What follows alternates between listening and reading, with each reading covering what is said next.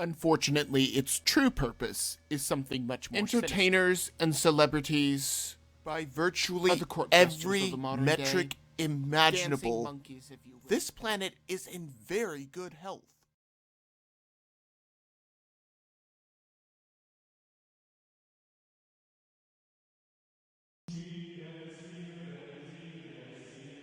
The hearings on the antitrust concerning big tech were very telling, and the legislature is going to do everything that it can to stop this from getting any worse.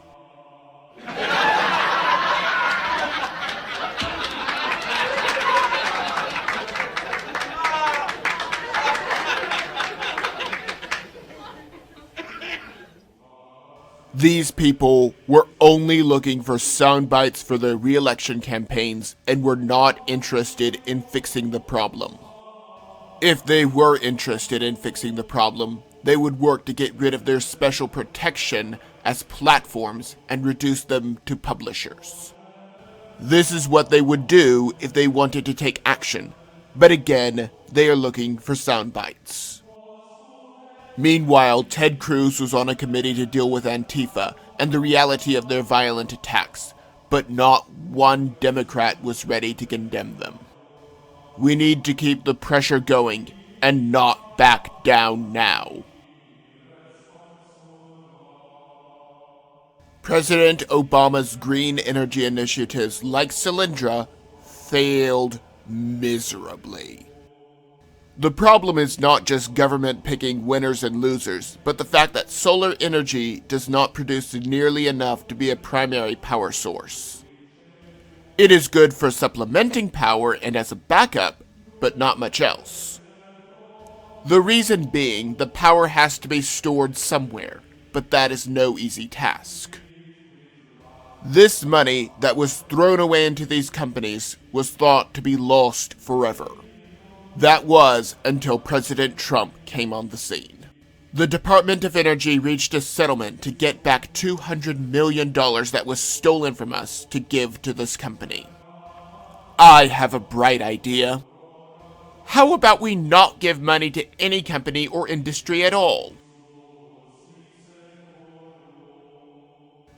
We now know that Mayor de Blasio ignored permitting requirements to put the statement "Black Lives Matter" on the street.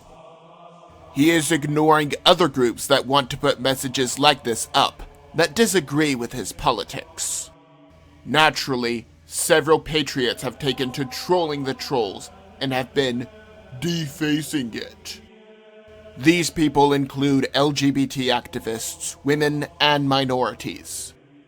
It just goes to show you that it is the leadership of these cesspools that is the problem, but the people are rising up. Either way, in Washington, D.C., several pro-life activists put up a mural saying "Black preborn lives matter." Margaret Sanger would be livid. She wanted to kill all of these children, and that is why she founded Planned Parenthood. De Blasio started this, and I do not think that we have seen the last of this.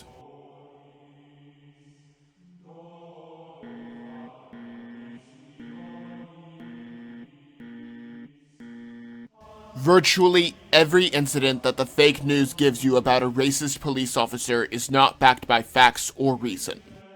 Michael Brown did not have his hands in the air for the famous "hands up, don't shoot" slogan, and more often than not, body cam footage shows a completely different narrative. CNN selectively edited footage from this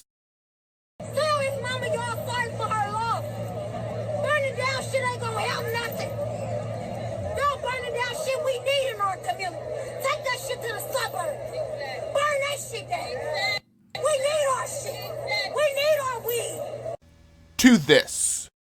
Smith's family and friends holding a vigil marked by prayers. Thy kingdom come, thy will be done. With his sister calling for peace. Don't bring the violence here and the ignorance here. Should we be that surprised when there is a fabricated account by the media about these events? The body cam footage for the death of George Floyd has finally been released. We now know that he had multiple drugs in his system, refused to get out of the car, had a sudden spout of claustrophobia while refusing to get into the cruiser, asked to lay down on the ground, said that he can't breathe before he was even on the ground, and the officers gave no indication whatsoever of being racist. This in no way exonerates the officers, but it shows you how powerful the media is. So many people took the original story as gospel truth when the fake news manipulated them. Countless cities were set ablaze and lives were lost. And then George Floyd's family gets a folded flag. How easy is it to open a letter en route and change something therein before resealing it? Very easy and very simple. Going to a central polling location makes it much harder to tamper with the results. California had to toss 100,000 botched ballots for the presidential primary. New York had to invalidate 84,000 ballots. These and past instances of voter fraud that have been mentioned and explained before show that not only is the U.S. Post Office ill-equipped to take on a task of this magnitude, but voter fraud will be even more prevalent than before. Most other countries are not having a second wave like the U.S. because their media is not trying to unseat a sitting president. The China virus is an excellent excuse to manipulate the ballot box. If we can go to Walmart and Home Depot without a problem, I see no problems with in-person voting. Countless jobs have been lost to China and other countries because of the regulations and taxes in this country. Thanks to President Trump, these regulations have been cut substantially, but there is still more work to be done. Either way, U.S. manufacturing is at a 15-month high. Jobs returning to this country are offsetting the damage by the China virus. With more jobs, fewer people are on unemployment, and so the Democrats are losing power. President Trump signed an executive order to make hiring U.S. workers a priority for federal agencies. This should be a no-brainer. Why would you want someone from another country working in a federal agency?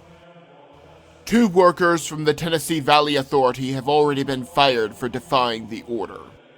He continues to make America great again. Smaller versions of these weekly videos are often posted on Conservative Tribune, which you should follow on Facebook.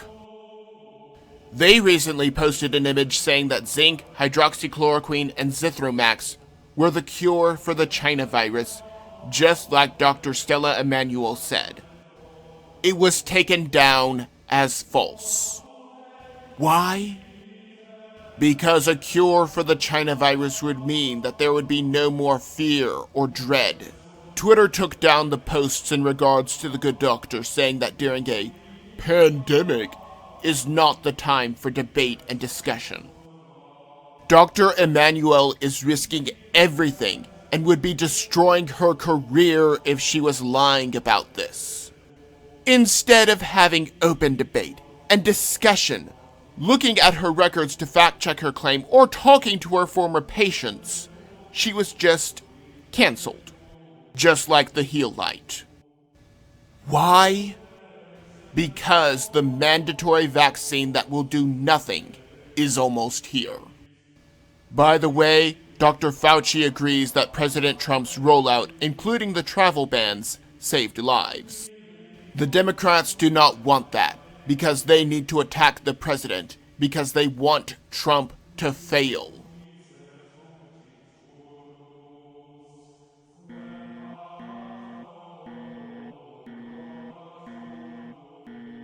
Gender transition has been one of the most inhuman experiments to be done in the last century.